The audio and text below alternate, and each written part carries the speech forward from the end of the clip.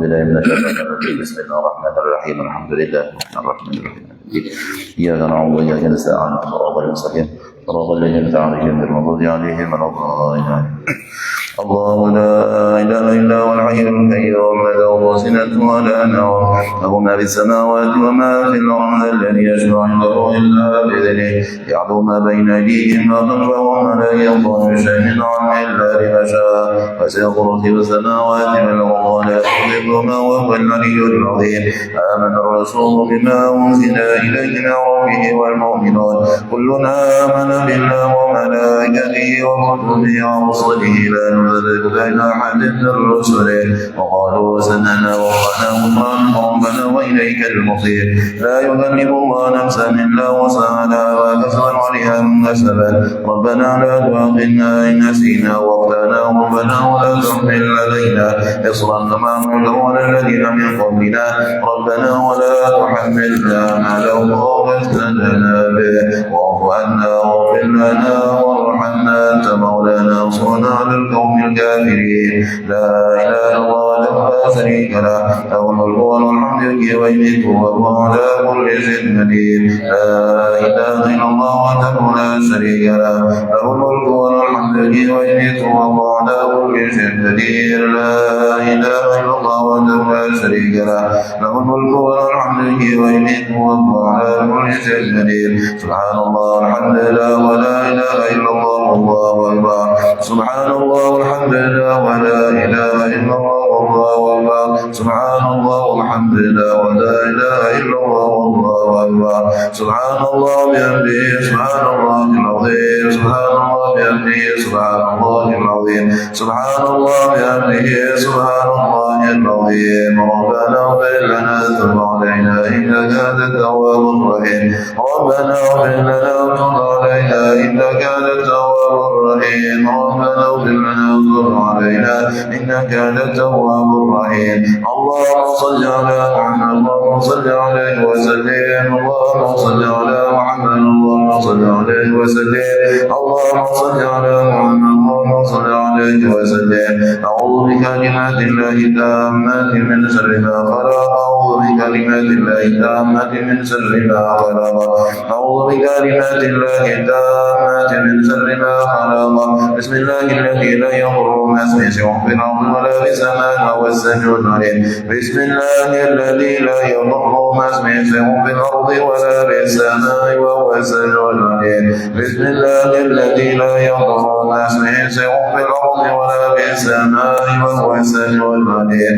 رضينا بالله ربا وبالإسلام دينا وبمحمد نبيا.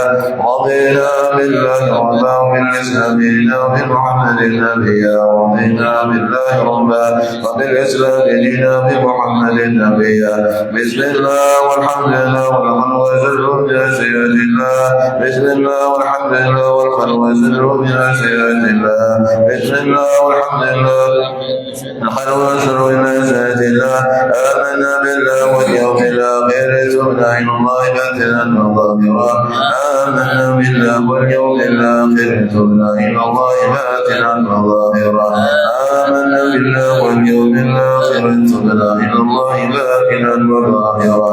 يا ربنا وعفونا والعفو الذي كان منا. يا ربنا وعفونا والعفو الذي كان منا. يا ربنا وعفونا والعفو الذي كان منا. يا ذا الجلال والإكرام منا على دين الإسلام. يا ذا الجلال والإكرام منا على دين الإسلام. بكرم منا على دين الإسلام. يا ذا الجلال والإكرام منا على دين الإسلام. يا ذا الجلال والإكرام منا على دين الإسلام. يا ذا الجلال والإكرام منا على دين الإسلام. يا ذا الجلال والإكرام منا على دين الإسلام. يا قوي يا متين كسر الظالمين. يا قوي يا متين كسر الظالمين. يا قوي يا متين كسر الظالمين. أصلى الله والمسلمين صدق الله سر المؤمنين. أصلى الله والمسلمين صدق الله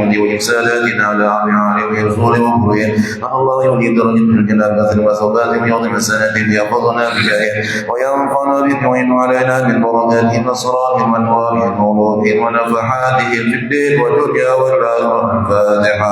بسم الله الرحمن الرحيم. الحمد لله رب العالمين الرحمن الرحيم مالك يوم الدين إياك نعبد وإياك نستعين اهدنا الصراط المستقيم صراط الذين أنعمت عليهم غير المغضوب عليهم ولا الضالين آمين. الفاتحة إلى أرواح السادة الصوفية أينما كانوا وحلوا من مشارق الأرض إلى مغاربها أن الله يريد درجات في الجنة ثم صفات يوم السنة يحفظنا بجاهه وينفعنا بهم يعين علينا من بركات أسرارهم وأنوارهم وعلومهم ونفحاتهم في الدين والدنيا والآخرة. الفاتحة. بسم الله الرحمن الرحيم. الحمد لله رب العالمين الرحمن الرحيم مالك يوم الدين إياك نعبد وإياك نستعين اهدنا الصراط المستقيم صراط الذين أنعمت عليهم غير المغضوب عليهم ولا الضالين آمين. الفاتحة لروح سيدنا وصاحب الفاتحة والمرشد وقوض العباد والبلاد والحبيب عبد الله بن عبد المحمد حسن وسن وقريم الله يريد درجاتهم في الجنة ثم ثبات يوم حسناتهم ويحفظنا بجاههم وينفعنا بهم ويعيد علينا من بركات أسرارهم وأنوارهم وعلومهم ونفحاتهم في الدين والدنيا والآخرة. الفاتحة. بسم الله الرحمن الرحيم. الحمد لله رب العالمين الرحمن الرحيم مالك يوم الدين إياك نعبد وإياك نستعين اهدنا الصراط المستقيم صراط الذين أنعمت عليهم غير المغضوب عليهم ولا الضالين آمين. الفاتحة إلى أرواح كافة عباد الله الصالحين ووالدينا ومشايخنا بالدين وذوي الحقوق علينا وأولياء هذا البلد من أهل لا إله إلا الله أجمعين ونحو أموات المسلمين وأحياء إلى يوم الدين أن الله يغفر لهم ويرحمهم ويفرج قلوب المسلمين ويرحمهم يشفي الله ويجمع شملهم على الهدى الذي هدى إليهم ويعلم خيرهم ويصرف المنشرهم ويغفرنا ويشفر البيتان ويعلم العظيم والوجع من قريب وبعيد يرجع أصحابهم المنزل أمطارهم ويؤتيهم لسالمين ومنكم صلى على ما يرضي الله ورسوله ويفتح علينا فتوح العارفين ويختم لنا بالحسنى وهو راض عنا بخير ولطف وعافية وإلى حضرة النبي محمد صلى الله عليه وسلم. الفاتحة. بسم الله الرحمن الرحيم. الحمد لله رب العالمين الرحمن الرحيم مالك يوم الدين إياك نعبد وإياك نستعين اهدنا الصراط المستقيم صراط الذين أنعمت عليهم غير المغضوب عليهم ولا الضالين آمين. اللهم إنا نسألك رضاك والجنة ونعوذ بك من سخطك والنار. اللهم إنا نسألك رضاك والجنة ونعوذ بك من سخطك والنار. اللهم إنا نسألك رضاك والجنة ونعوذ بك من سخطك والنار. بعالم سر منا لك ذكر عنا وعافنا وعافنا وكلنا حيث كنا. يا عالم سر منا لك ذكر عنا وعافنا وعافنا وكلنا حيث كنا. يا عالم سر منا لك ذكر عنا وعافنا وعافنا وكلنا حيث كنا. يرضى الله عن سيدنا محمد صلى الله عليه وسلم خيرا. يرضى الله عن سيدنا محمد صلى الله عليه وسلم خيرا. يرضى الله عن سيدنا محمد صلى الله عليه وسلم خيرا. يرضى الله عن سيدنا محمد صلى الله عليه وسلم خيرا. يرضى الله عن سيدنا محمد صلى الله عليه وسلم خيرا. يرضى الله عن سيدنا محمد صلى الله عليه وسلم خيرا. يرضى الله عن سيدنا نبينا محمد صلى الله عليه وسلم كل ما جزى نبينا عن امته. يا الله بها يا الله بها يا الله بحسن الخاتمه. يا الله بها يا الله بها يا الله بحسن الخاتمه. يا الله بها يا الله بها يا الله بحسن الخاتمه. السلام عليكم ورحمة الله وبركاته. وعليكم السلام ورحمة بسم الله الرحمن الرحيم. الحمد لله رب العالمين. حمدا يوفي نعمه ويكافئ مزيدا صلى وسلم وبارك على سيدنا محمد الفاتح لما أغلق والخاتم لما سبق ناصر الحق بالحق والهادي إلى صراطك المستقيم صلى الله عليه وعلى آله وصحبه حق قدره ومقداره العظيم. اللهم ارزقنا فهم النبيين وحفظ المرسلين هم الملائكة المقربين. اللهم اغفرنا بالعلم وزينا بالحلم وأكرمنا بالتقوى ومجرنا بالعافية. اللهم ارزقنا من الدني والمشرب وصافنا يا أبا الغني. سبحان الله الحمد لله ولا إله إلا الله الله أكبر ولا حول ولا قوة إلا بالله العلي العظيم. عدد كل حرف كتب ويكتب بالآبرين ظهر الداخلين. سبحانك لا علم لنا إلا ما علمتنا إنك أنت العليم الحكيم.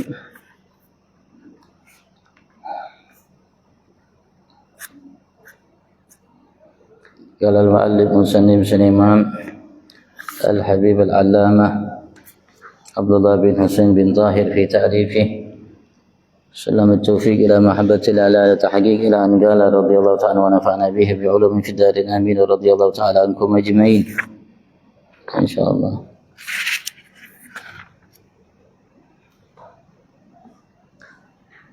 فصل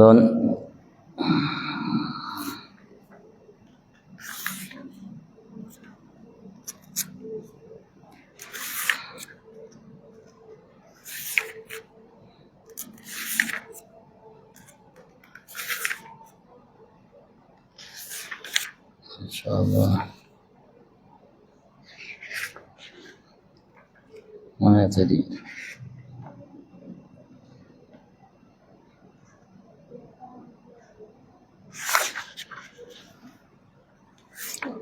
Alhamdulillah sambil dicari ya. Puji syukur kita aturkan kehadirat Allah Subhanahu wa taala atas segala nikmatnya yang melimpah ruah di setiap saat waktu detik nafas kita.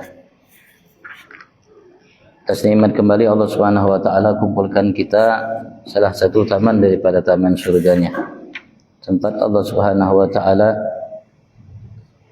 banggakan kita di samping Allah Subhanahu wa taala sebut kita di hadapan para malaikatnya. Kita berharap Allah Subhanahu wa taala sempurnakan segala nikmatnya kepada kita dan digolongkan kita sebagai hamba-hamba yang pandai mensyukuri segala nikmatnya. Allahumma amin. Dan senantiasa salawat salam Allah limpah ruahkan kehadirat junjungan agung kita Nabi besar Muhammad sallallahu alaihi wasallam, keluarganya, para sahabatnya, pengikut dan para pencintanya. Kita berharap semua kita digolongkan oleh Allah sebagai pengikut dan pencinta Nabi kita Muhammad. Allah jadikan kita yang dicinta, yang dicinta oleh Nabi Muhammad. Kita berharap kalau Allah masukkan kita ke dalam surga bersama Nabi Muhammad sallallahu alaihi wasallam. Amin. Allahumma amin. Sekarang kita masuk fasal mimma asil batan, termasuk dari maksiat yang berkaitan dengan perut. Ulama kita menyatakan pintu surga ada 8 dan pintu neraka ada 7. 7 pintu neraka, surga sama. Yang berkaitan dengan anggota tubuh kita yang nampak, yang lahir 7. Mata, telinga, lisan, tangan, kaki, perut, kemaluan. 7 anggota tubuh ini adalah pintu-pintu surga Allah Subhanahu wa taala, begitu juga pintu-pintu neraka Allah Subhanahu wa taala. Artinya penyebab kita masuk ke dalam surga atau sebaliknya. Dan ditambah lagi pintu surga adalah haji. Kemarin sudah kita membahas mengenai perkara yang berkaitan dengan maksiat haji yang ditutup, menghina, merendahkan apa yang diagungkan oleh Allah Subhanahu wa taala dari ketaatan, dari maksiat atau Quran atau ilmu, surga, neraka dan lainnya. Wa min ma'asil batan, dan termasuk maksiat-maksiat yang berkaitan dengan perut yang harus kita jauhi sebagai hamba yang beriman kepada Allah Subhanahu wa taala, yang meyakini bahwasanya kehidupan kita di atas dunia ini sementara. Dan apa yang kita lakukan maka itulah yang akan diberikan oleh Allah Subhanahu wa taala sebagai balasan. Dan Allah Subhanahu wa taala menyatakan kepada kita, man amila salihan falinafsihi wa man asa'a fa'alaiha wa ma rabbuka bizallamin lil 'abid. Siapa yang beramal kebaikan maka baginya pahala dari kebaikan yang diamalkan olehnya. Begitu juga sebaliknya, wa man asa, barang siapa yang berbuat tidak baik, fa'alaiha, maka terhadap dirinya juga kembali ke keburukan tersebut.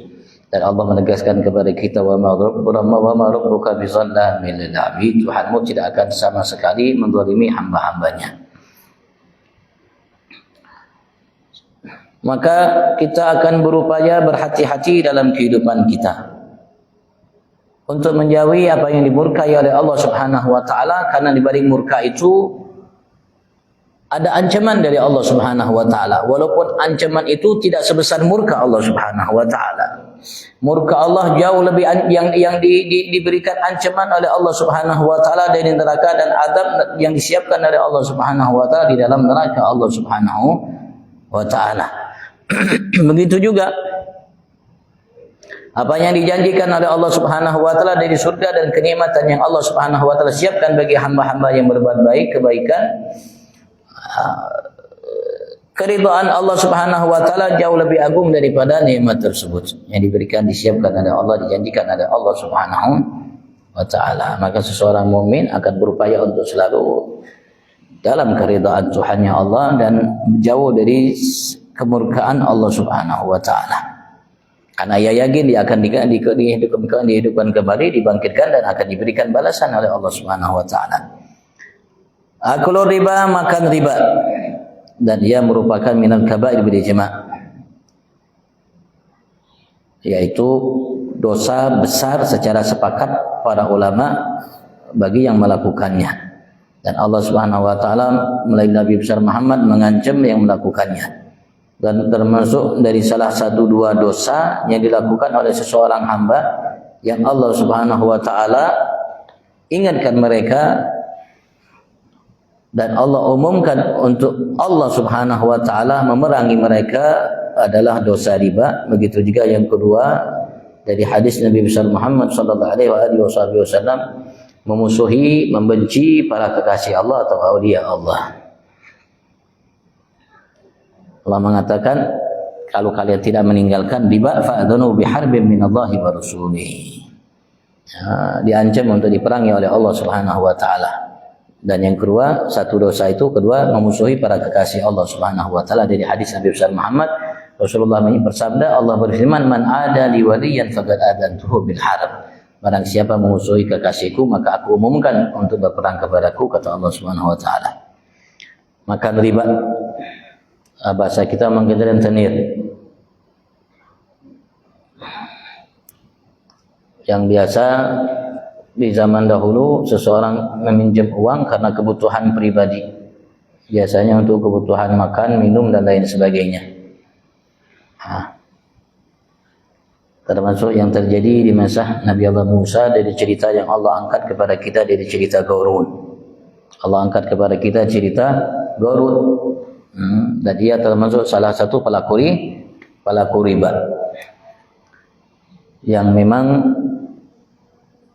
yang mereka lakukan kezaliman yang luar biasa. Dan mereka tahu bahwasanya mereka yang meminjam dan untuk namanya riba yang mereka lakukan tidak mampu untuk membayarnya.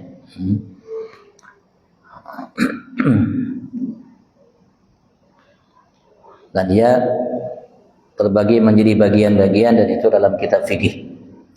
Yang kedua, wal magas dan magas, al-jibayah.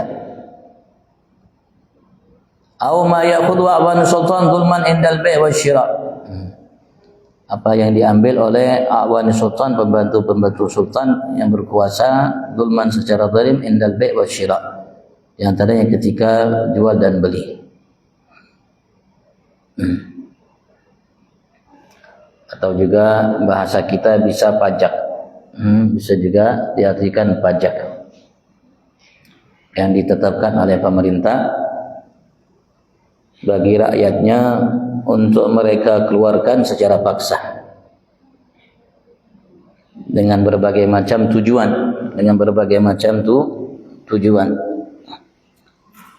dan ia merupakan maksiat. Hasil darinya hasil maksiat, perbuatannya perbuatan maksiat.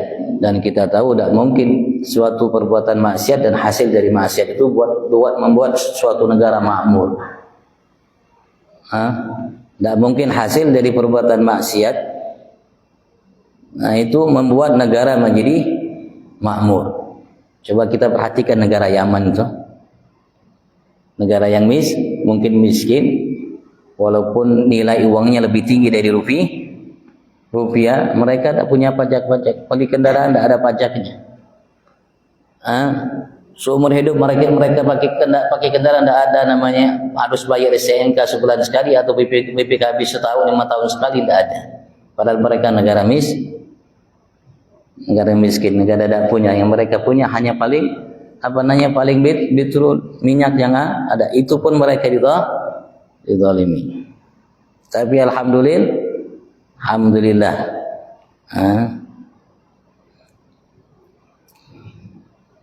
tapi negara kita ini ada pajak, sampai makan dipajaki, semua dipajaki, tidak makmur rakyatnya. Sekali lagi, apa yang dilarang oleh Allah apalagi diharamkan, ini sesuatu yang diharamkan oleh Allah Subhanahu wa taala bagi penguasa, dan hasil dari yang diharamkan oleh Allah tidak mungkin menjadi solusi untuk memberikan kemakmuran bagi masyarakat rakyatnya.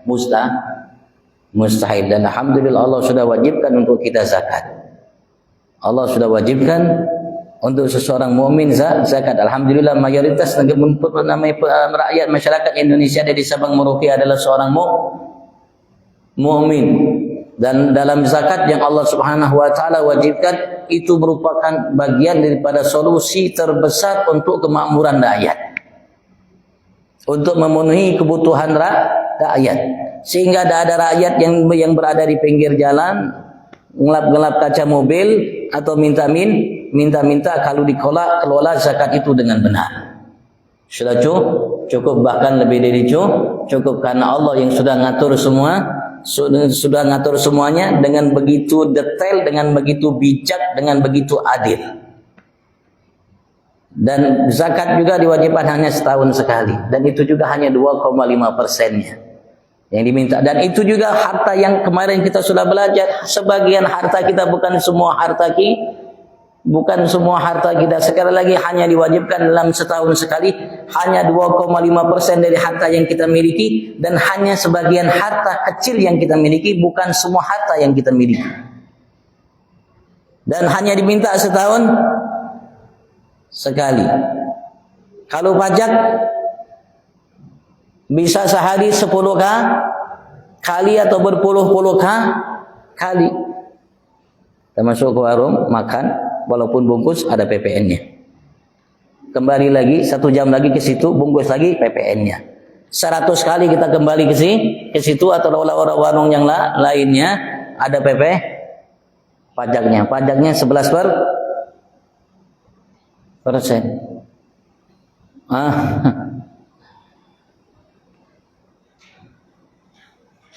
Itu zalim, dan itu maksiat, dan hasilnya haram.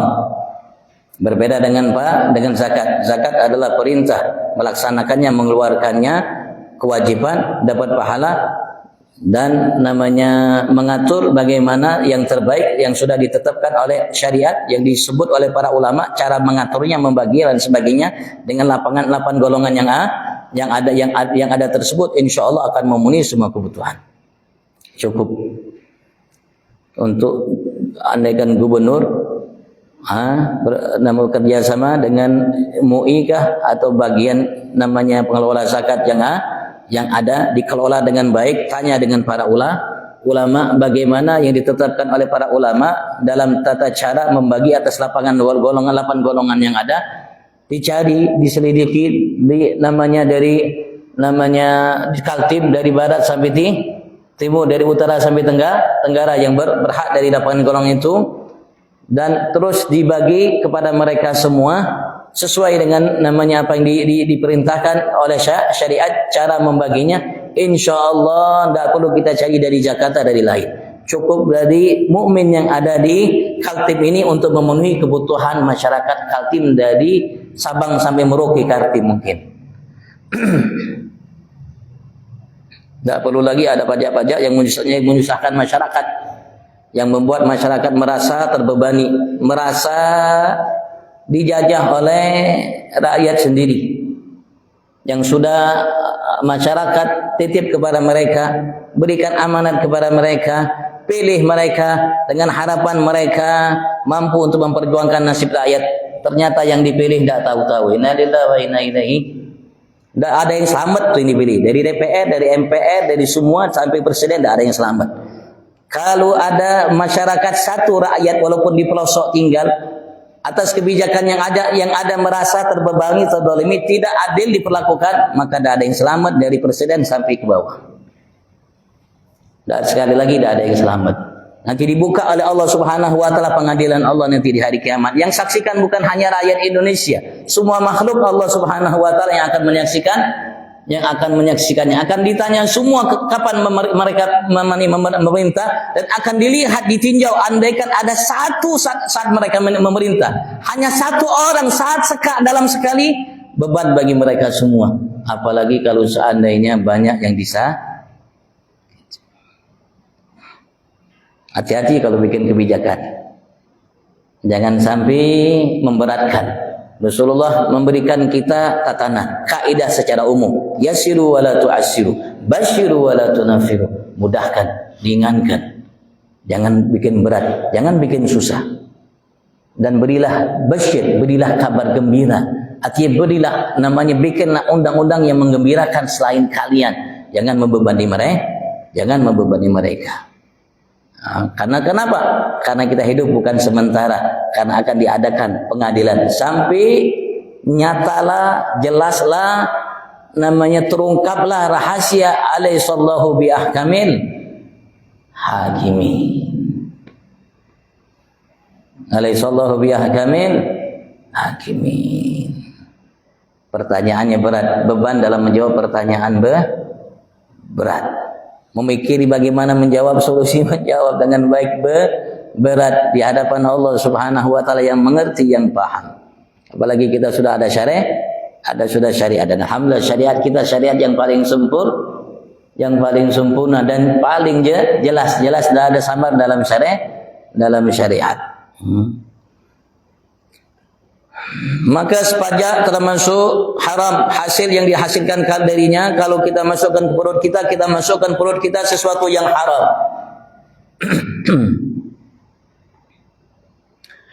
Wal ghasab, dan ghasab mal matgum muhtaram akhad bila idin maliki bila khufiyah.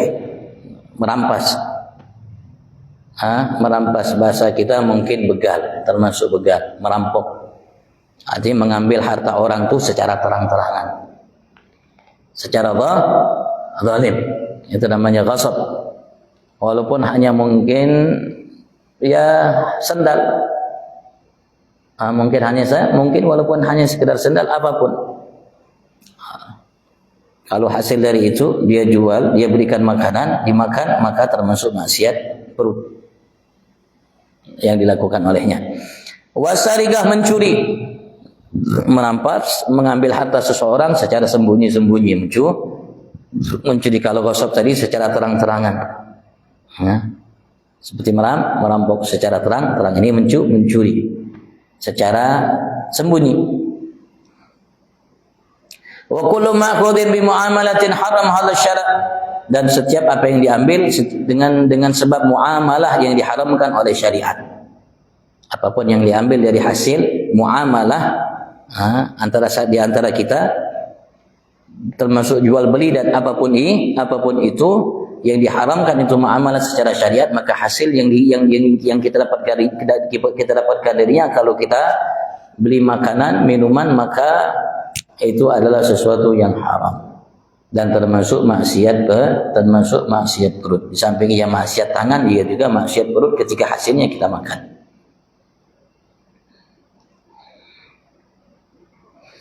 Wa syurbul khamar, dan syurbul khamar, minum yang memabukkan, dan termasuk dosa besar. Baik yang diminum itu yang biasa dahulu benda cair, khamar, dari buah-buahan yang mereka bikin dan lainnya, atau juga benda padat. Sekarang kan menjadi benda padat, bubuk dan lain sebagainya yang dikonsumsi untuk namanya tujuan ya mabuk, menghilangkan akal. Apapun sesuatu yang membuat hilang akal, maka itu termasuk khamar. Dan setiap khamar itu kata Rasulullah haram. Kullu muskirin khamar, setiap yang menghilangkan akal khamar. Wa kullu khamrin haram, dan setiap khamar itu haram kata Nabi besar Muhammad sallallahu alaihi wasallam. Wa hadd syarib 40 jaldah lil hur nisbah lil-daqiq. Dan had, hukuman yang diberikan secara agama, secara syariat bagi yang minum khamar, yang melakukannya 40 jaldatan lil hur, 40 kali sabetan, 40 kali cambukan bagi yang merdeka, baik seorang laki atau seorang perempuan.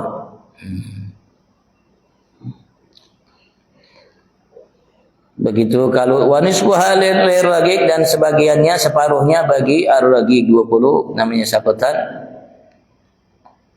bagi ar-ragiq, bagi hamba sahaya.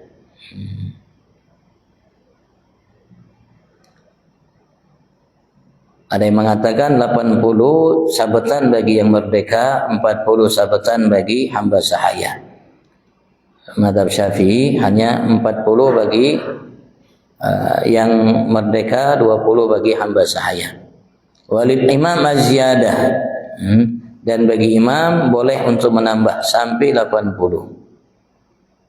Karena Sayyidina Umar bin Khattab menjadikannya 80. Dan Sayyidina Ali mengatakan ini lebih aku sukai.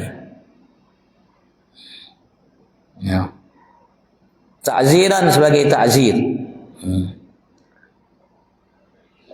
Wa minha di antaranya aklu kulli muskir, makan setiap yang bisa memabukkan. Ya. Jadi minuman. Ya, berarti kalau makan seperti bubuk-bubuk yang ada ya, mengatakan efyun, hashish, apapun yang namanya yang bukan cair, baik itu tumbuhan dan lain sebagainya, itu juga hukumnya haram. Wa kullu najisin wa mustaqdar, dan setiap benda yang najis yang mustaqdar, yang jijik, dianggap jijik juga itu tidak boleh.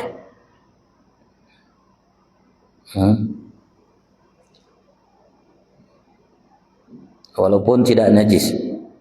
Wa aklu malil yatim awil awgab ala khilafi masyaratil wajib, makan harta anak yatim atau harta wakaf yang diwakafkan yang tidak sesuai dengan apa yang disyaratkan oleh pewakaf. Kalau yang mewakafkan ada syaratnya, aku wakafkan ini syaratnya begini, maka kita harus namanya melaksanakan itu syarat. Kalau kita tidak melaksanakan itu syarat, kita makan hasil darinya, berarti itu haram. Begitu juga harta anak yatim. Kalau memang kita membutuhkan, kita hanya dibolehkan untuk mengambil sesuai dengan kebutuhan kita, lebihnya tidak boleh. Itu harta mereka, hak mereka, harus kita kembalikan. Wal ma'khudhu biwajhil haya, dan semua yang diambil melalui cara al-haya, malu. Apa yang kita dapatkan dari selain kita, dia ngasih karena sebab malu, supan, ndak enak, terpaksa, itu juga haram.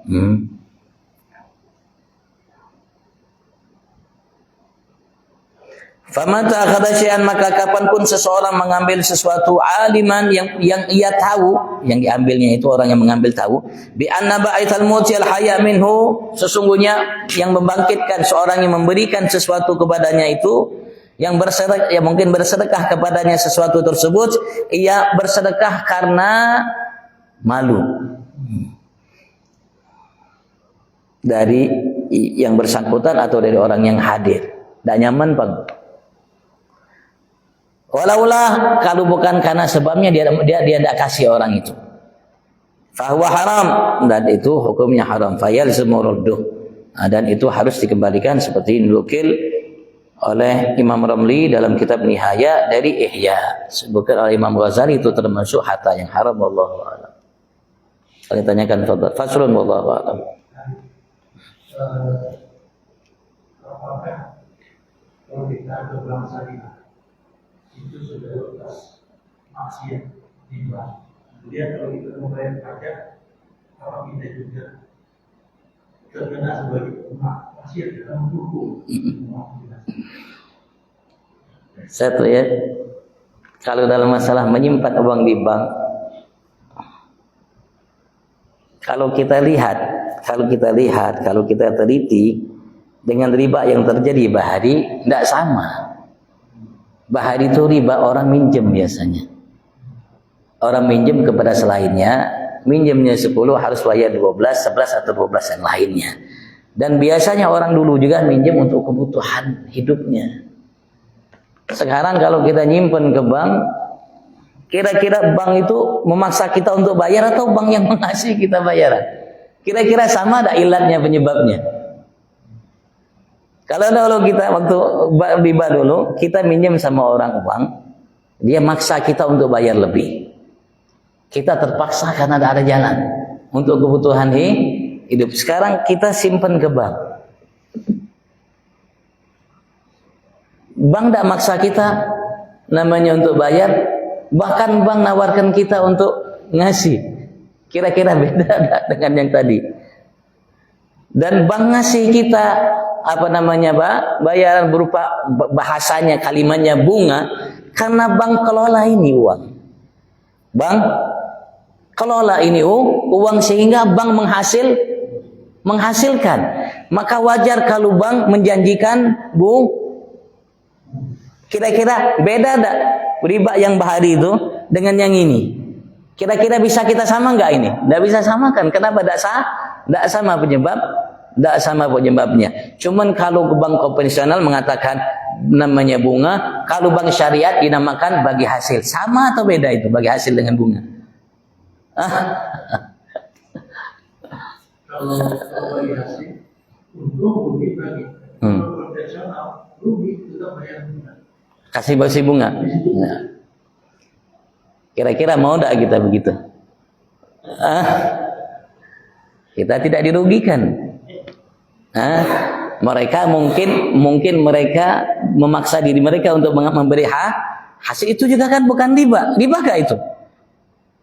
Tidak bisa kita mengatakan riba karena tidak ada memberatkan dan tidak terpaksa yang menyimput untuk menyerahkan harta kepada yang bersangkutan. Mungkin kalau kita dinyatakan bank itu riba, mungkin kalau kita pinjam sama bank, karena cara mainnya seperti orang Bali, kita pinjam sama bank sekian, kita harus bayar sekian, lebih. Wal itu termasuk sebagai ilat. Tapi ilat yang lainnya sebetulnya, kalau bahari orang minjam sama bank itu, minjam sama seseorang, karena ia membutuhkan untuk kebutuhan makan minumnya, sehingga uang yang dipinjam itu tidak menghasilkan. Tapi kalau sekarang kita pinjam dengan uang untuk bisnis,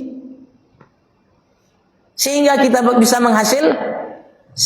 bisa menghasilkan, wajar kalau seandainya bank minta sekian persen atas uang yang dipinjamkan. Kenapa? Karena kita kelola ini uang untuk bisnis, sehingga menghasilkan. Kalau bahari tidak. Kalau bahari untuk makan, jadi uang yang dipinjam itu tidak menghasilkan. Sehingga bagaimana ia akan membayar sedangkan uang yang ada itu tidak menghasilkan. Ini sebetulnya perlu pertimbangan juga bang dalam menetapkan itu riba atau tidak. Mungkin haramnya itu karena ada namanya paksaan dari bank, paksaan, sehingga memberatkan yang minjam, sehingga dia harus bayar yang dia tidak, pala itu tidak menghasilkan. Itu mungkin dari segi itu nanti dia dikejar-kejar dan lain sebagainya. Ketika bank memberikan pinjaman, biguru ayo pinjam, saya siap. Ketika macet sedikit sudah ribut bang, la ilaha illallah, sudah main ini main itu dan lain sebagainya. Harusnya bank itu juga harus punya orang-orang tertentu yang bantu untuk mengelola bisnis orang tersebut agar bisnisnya jalan, sehingga mereka bisa bagi hasil kepada bank, sehingga kedua belah pihak merasakan nikmat hasil daripada yang ada. Jadi wallahu a'lam. Yang jelas selama ini yang kita tahu bahwasanya kalau sudah bank tuh bukan semua transaksi bank tuh ada riba, enggak semuanya. Enggak semua. Kalau memang kita merasa bunga dari simpanan kita itu tidak halal, ya jangan ambil bunganya. Simpen enggak jadi mas. Nyimpan uang, kenapa? Karena itu solusi yang kita lihat tepat untuk kita menyimpan uang. Karena kalau kita simpan sendiri uang kita tidak bisa jadi kartu. Kita simpan sendiri uang kita tidak bisa jadi kartu. Kalau kita ke Jakarta mau beli mobil 1 miliar, bawa uang kresek-kresek, kira-kira nyaman nggak? Nggak nyaman. Tinggal bawa 1 kartu aja bang. Mau beli 100 mobil bisa dengan 1 kartu. Itu artinya itu merupakan namanya kemudahan yang Allah berikan untuk kita penghuni zaman ini. Seperti HP. Kemudahan yang Allah berikan untuk kita di masa ini, tinggal kita menggunakannya dengan baik atau tidak. Itu aja. Begitu juga bang. Tinggal kita menggunakannya dengan baik atau tidak. Dan Rasulullah telah mengatakannya. Rasulullah sudah menyinggung dahulu. Kalau umat akhir zaman ini mereka tidak melakukan riba, mereka akan terkena percikan riba.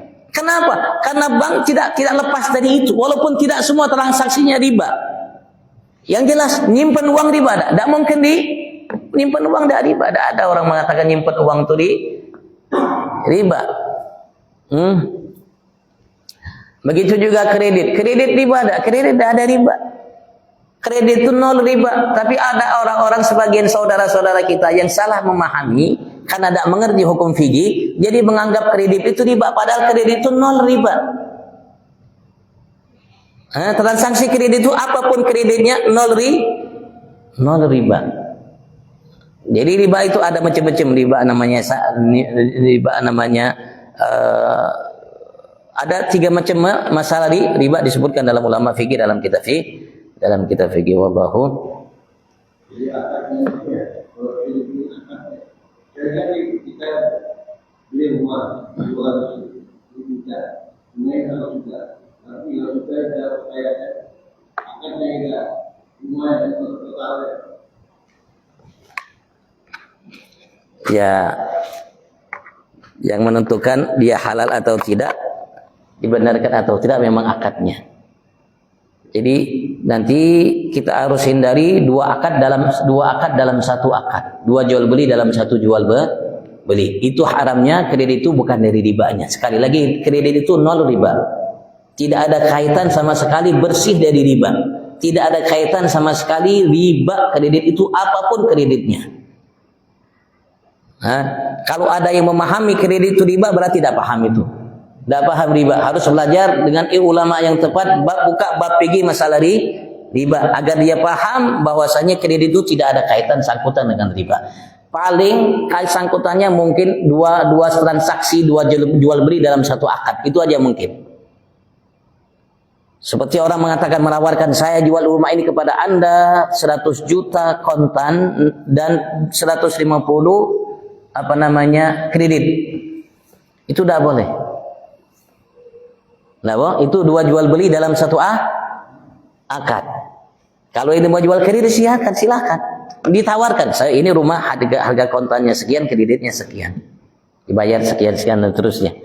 Ya sudah, kalau gitu Pak, saya beli kredit rumah. Ini DP-nya.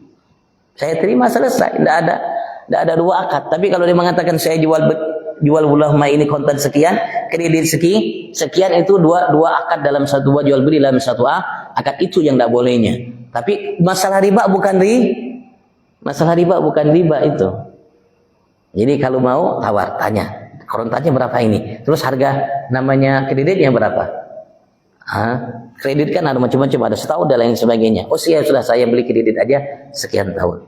Siap, ini DP-nya sesuai dengan kesepakatan, ini DP-nya. Saya terima selesai. Dah jadi mas. Ala wallahu a'lam ila hadratin Nabil Fatihah. Kalau pajak tadi tidak berdosa karena kita terpaksa. Memang kita bantu mereka untuk maksiat, tapi terpaksa.